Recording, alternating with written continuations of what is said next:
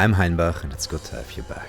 In this video you'll find me playing with a renowned Ensemble Modern, something that makes me incredibly happy. They've worked famously with Frank Zappa and with the creme de la creme of contemporary composers. And now I got to work with them and even release an album called Primer, which is out now.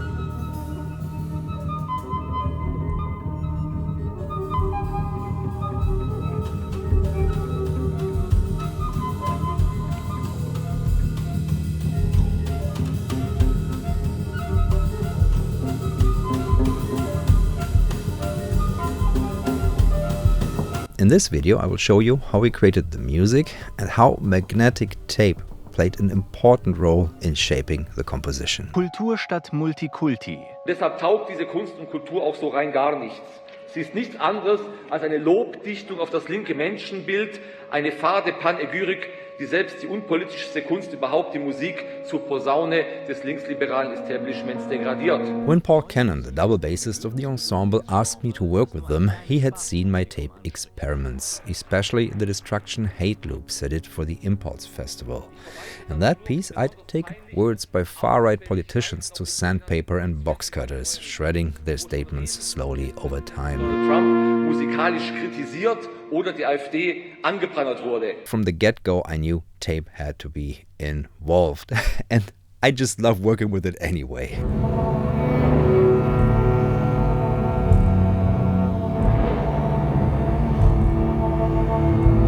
But I also wanted to use the incredible chance of improvising with musicians of that caliber. After all, this channel is based on me trying to get better at improvising. I used the camera and you as an audience to perform to get out of the, oh, I'm sitting down now, I'm gonna make a track, to just getting better at playing my instruments. So I didn't want to write a piece, but instead create a framework in which we could improvise together. And that turned out a bit harder than I thought at the beginning.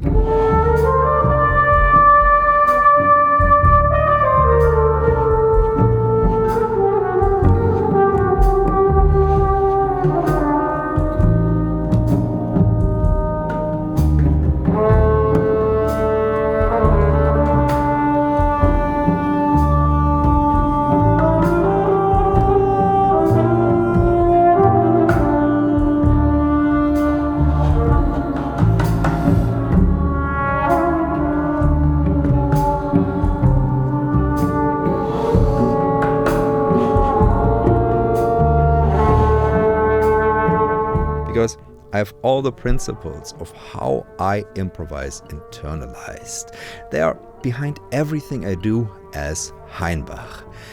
But putting these into words, talking about your own music, is, as some of you, I guess all of you, might experience, incredibly cringy. I spent a long time trying to figure out the words that encapsulate what it is that I do when I improvise and when I compose. I came up with the rather fancy title Hypnagogic Logic, and here's what I sent to them.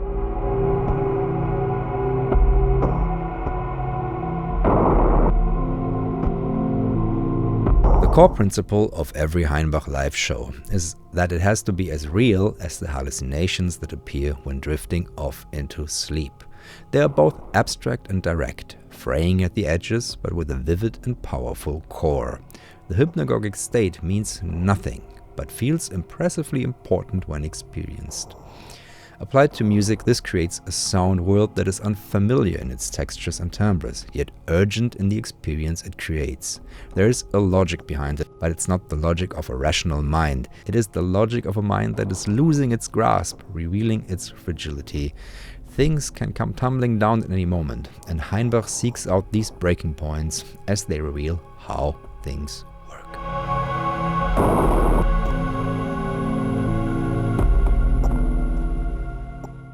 This ended up being the accompanying booklet text, and I'm happy that the ensemble did not run away after reading this. But these words filled their purpose. They worked as an understanding, a common ground from which we could then improvise on. And the structural element that I choose to guide our performance is the same one that I use in my own live shows: tape loops.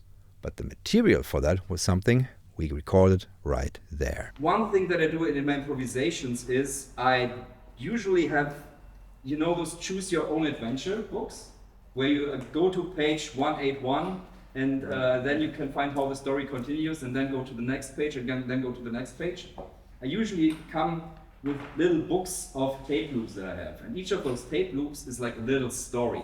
For this project and for this morning, I would just like to create basically these little 5 or 6 stations that we can use to guide us along in the whole 60 minutes. So we always get a reference, like a base from which we then can jump off. Because it's a tape loop, it will always be the same, but it will always change. Because as you can see, these things move physically through space.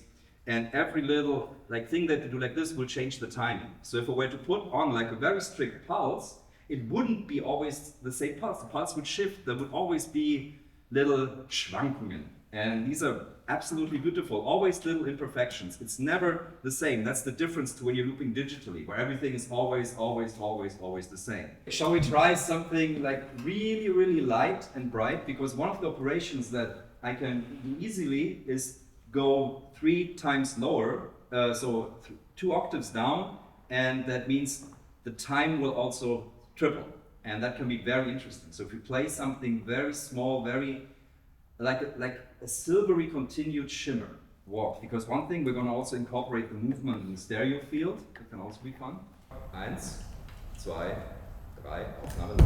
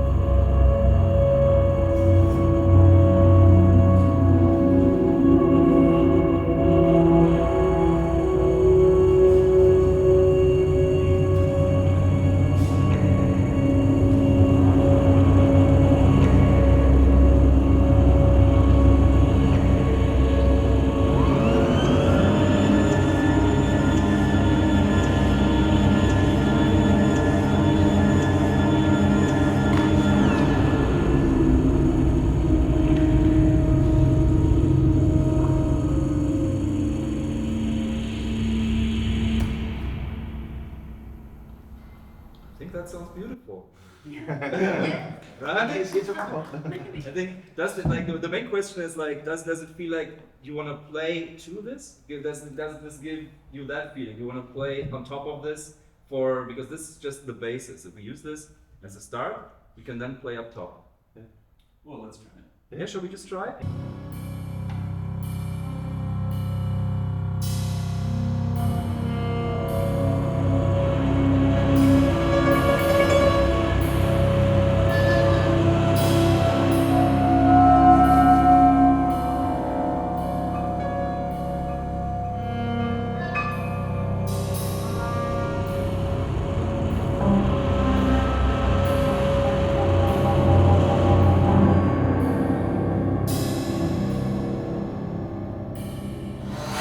It was beautiful for me to see how playfully they interacted with the medium. Imitating a tape reverse. I'm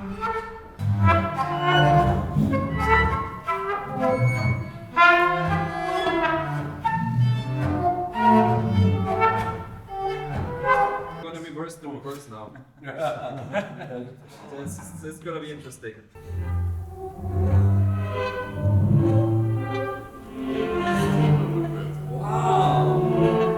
And that is something I notice every time someone encounters a tape loop. It's a very playful thing. And I believe the best way to unlock your creativity, to get new ideas and ideas that feel true, is through play. Ah, okay. This one is actually good to play like this.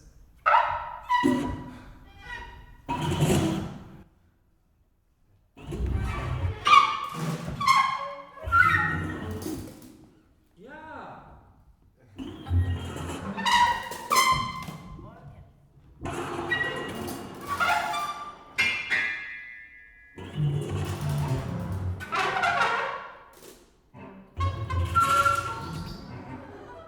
Ensemble Modern plays a lot of Neue Musik, which tends to the rather experimental spectrum of sound, so the things they would record on tape were already pretty thick and full of spectra and noise, using extended techniques extensively.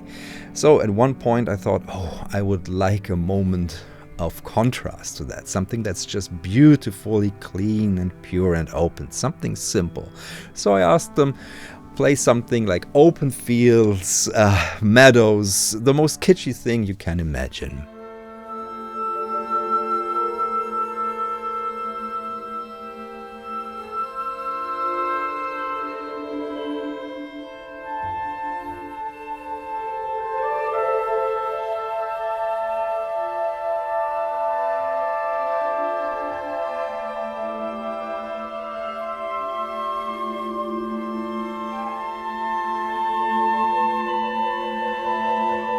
And I think this felt a little bit on the nose to them when they first heard it, but when it was turned into a tape loop,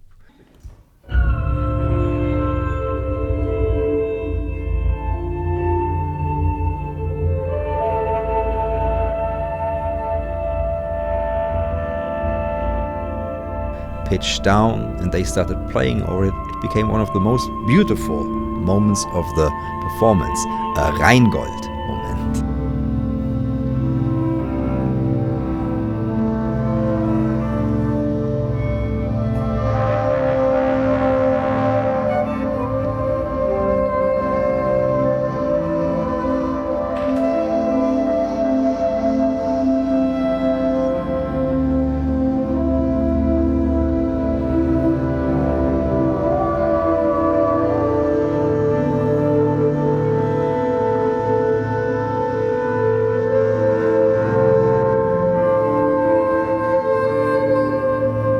In this performance I did not only play tape loops, I had my Seat Lombard set up into which I sang or did little melodies with, and I wrote a Pulsar 23 to add some deep bass. Now I have to make a cut here, even though I could say so much more. David's percussion setup, that alone would be a fantastic video.